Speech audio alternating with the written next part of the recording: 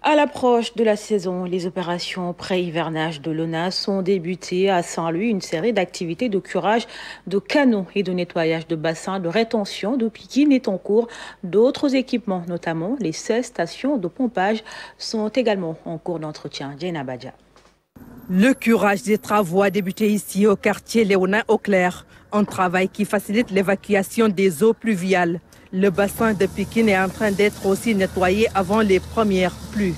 Ce canal nous permet de drainer les eaux de ruissellement jusqu'à la station de pompage qui se trouve au niveau de Djaminar. Le même procédé sera respecté dans les autres quartiers aussi.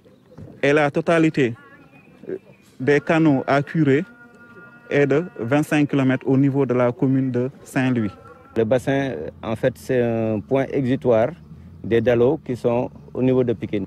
Ce qu'on fait, nous, à l'ONAS, dans le cadre du curage, c'est qu'on nettoie vraiment ces points-là pour pouvoir permettre que les eaux en temps de pluie puissent évacuer de manière correcte. Les opérations pré-hivernales qui ont démarré en début de semaine se poursuivent aussi à la station de pompage de Diaoling par le désherbage et l'entretien des équipements.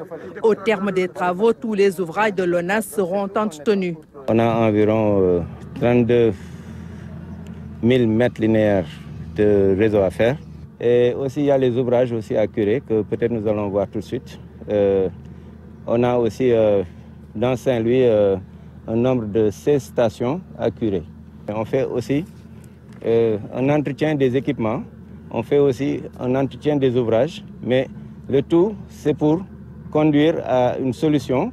La seule, c'est vraiment qu'on puisse avoir un bon hivernage, que nos ouvrages soient disponibles et que lorsqu'il pleuve, qu'on puisse vraiment avoir un bon temps d'évacuation et limiter les nuisances. Le mauvais usage que les populations font des installations de l'ONAS anéantit les énormes efforts consentis, d'où la nécessité de continuer les séances de sensibilisation. Nous, la population, devons battre, tout faire pour vraiment faire venir Pikine vers le point vert.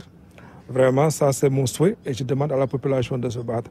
Il a dit que ça s'est amélioré par rapport à l'année dernière, mais ça reste aussi. Ça reste.